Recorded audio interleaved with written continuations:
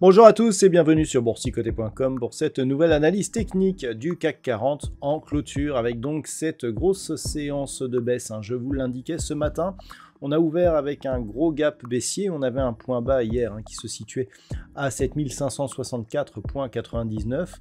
On a ouvert ici à 7490,10, donc on a pas mal de, on a plus de presque 75 points de gap à l'ouverture.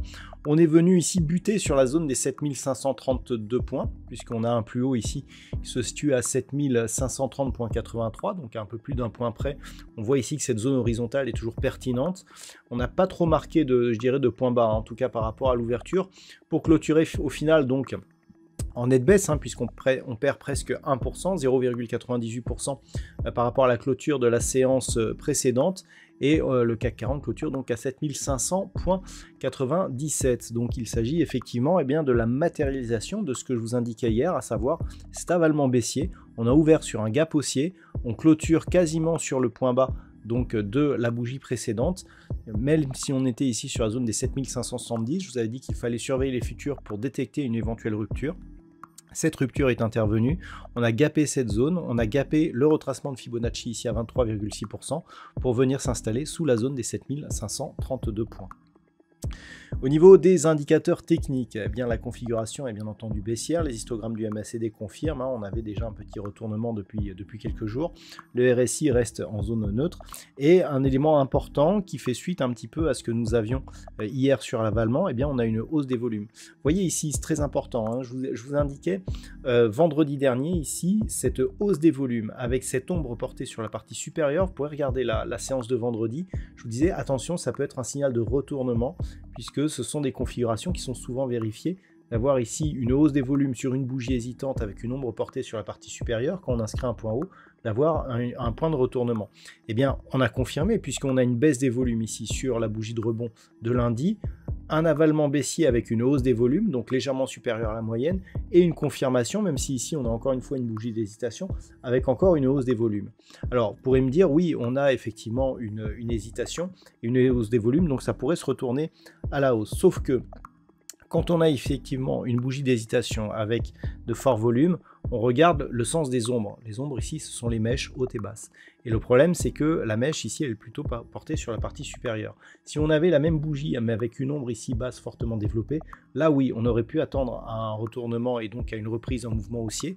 Mais là, vu que l'ombre est portée sur la partie supérieure, c'est pas très bon signe. Donc pour l'instant, ça va dans le sens d'une poursuite du mouvement, sachant que c'est la zone ici des 7470 points qu'il va falloir surveiller désormais. Au niveau du palmarès des valeurs, alors nous avons tout de même quelques hausses, notamment Sanofi qui gagne 1,48%, Eurofins Scientifique plus 1,22%, Danone, Orange ou Engie sont sur des hausses inférieures, alors proches de 1% pour Danone et Orange et un peu plus proche des 0,5% pour Engie.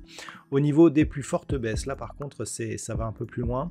LVMH donc perd 4,22%, plus grosse pondération du CAC. Hermès, encore du luxe, moins 3,84%. Kering, moins 2,22%. Pernod Ricard et Capgemini sont sur des baisses proches de 2%. Donc on le voit. Alors on est bien plombé par le luxe, ça se voit notamment par rapport à l'évolution que l'on a par rapport au DAX par exemple. Et le fait ici que l'on se retrouve sur cette zone n'est pas très bon signe. Je vous avais tracé le retracement de Fibonacci. On casse le retracement à 23,6% sur gap baissier, gap qui est non comblé, donc encore un signal de force.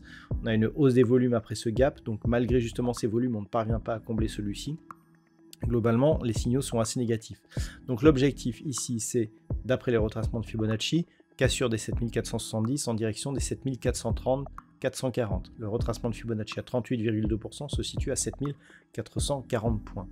Pour sortir de ce biais, il faudrait combler le gap et repasser au-delà du 23,6. Je rappelle qu'en cas de cassure du 23,6, le fait d'avoir ici un objectif sur le retracement à 38,2 n'est qu'une probabilité. Donc là, si on casse ici à la hausse ce retracement 23,6, eh bien on éloigne la perspective de poursuivre la phase de consolidation. On a une zone horizontale qui a joué aujourd'hui, eh bien, qui nous donne justement un niveau proche. Donc l'objectif sera d'observer ce qui se passe sur cette zone des 7530 points et éventuellement un retour au-delà des 7570 points. Si par ce mouvement ici, phase de hausse, retournement, consolidation, on revient ici sur la zone des 7570, il suffira d'inscrire un nouveau plus haut significatif pour continuer à avoir un biais haussier. Donc pour l'instant, on est sur une base neutralisée. On était neutralisé tant qu'on était au-dessus du 23,6 d'un point de vue très court terme. Ici, on passe dans une vue baissière, d'autant plus renforcée ici par le gap que nous avons ouvert aujourd'hui. Et donc tant que l'on reste au minimum sous les 7570, on conserve ce biais baissier, puisque si on revenait ici au contact, il faudrait observer que ce gap ici ne soit pas devenu résistance, car si par exemple on revient ici et que l'on repart à la baisse, clairement ça sera la poursuite du mouvement baissier. Si on venait à casser ici 7470, eh bien objectif donc 7430-40, et puis sur une poursuite du mouvement, là on commencerait à entamer les choses sérieuses sous 7365 points, puisque nous avons le retracement à 50% ici à 7362. Donc voilà, hein, les perspectives par rapport à ça justement, eh bien ce qu'il faudra observer demain, c'est en premier lieu la zone des 7470 points. On s'en est approché après la fin de la séance, mais pour l'instant cette zone tient bon. Voilà donc ce que l'on peut dire d'un point de vue technique sur cette configuration. D'un point de vue statistique, alors l'étude de probabilité sur les 20 dernières années avec des configurations similaires nous donne assez peu d'occurrences. On a des éléments assez rares, on a un gap non comblé, on a une cassure de moyenne mobile, donc tous ces éléments concordants nous donnent un nombre d'occurrences assez faible. Ce que l'on peut dire par contre sur la tendance qui s'en dégage, même si effectivement ça manque de fiabilité, c'est qu'on serait plutôt sur une poursuite de la baisse, mais assez faible, hein, c'est-à-dire on resterait globalement, hein, c'est-à-dire que ce que nous indiquent les statistiques, c'est que l'on pourrait ici osciller autour de la zone des 7470, voire même 7430, mais pas au-delà. Mais ce ne sont que des statistiques, hein. Je vous rappelle que précédemment, sur cette phase-là, ici on avait phase neutre, donc ici phase neutre, eh bien, on est resté plus ou moins autour des 7570 et on oscillait entre probabilité haussière ou probabilité baissière. Pour l'instant, c'est la probabilité baissière qui l'emporte. Là, on serait sur une neutralité qui pourrait éventuellement déboucher sur un petit rebond technique, mais au-delà de 2 semaines. Donc, pour l'instant, ce n'est pas à prendre en compte. Voilà donc ce que l'on peut dire sur ce point d'analyse. Je vous souhaite de passer une très bonne soirée. On se retrouve dès demain pour d'autres analyses techniques, toujours sur le site boursicoté.com.